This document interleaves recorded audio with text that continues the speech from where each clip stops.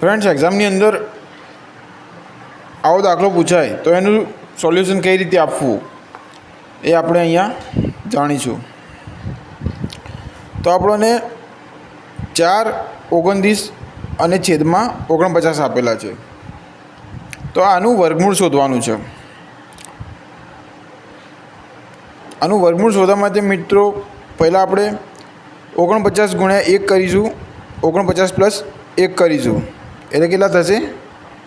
50 ઉપર 29 અહીંયા 4. હવે 50 ગુણ્યા 4 એટલે કેટલા થશે?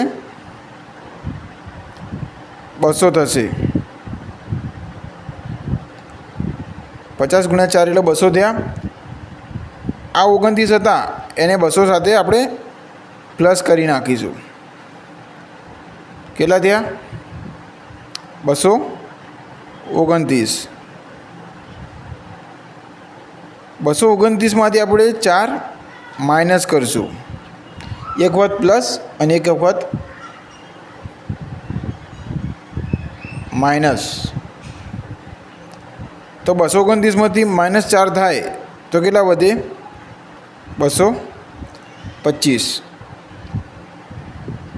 આ 225ને આપણે અંશમાં લખીશું અને નીચે 49. બરાબર. હવે એનું વર્ગમૂળ કરી નાખીશું. આપણે વર્ગમૂળ દૂર કરીએ તો અહીંયા વર્ગ થઈ જાય. 225નો વર્ગ અને 49નો વર્ગ. હવે એનો સ્ક્વેર આપણે ઉડાડી મારીએ, ઉપરલા વર્ગ ઉડાડી મારીએ તો 225 એ ક્યાંનું વર્ગમૂળ છે? તો કે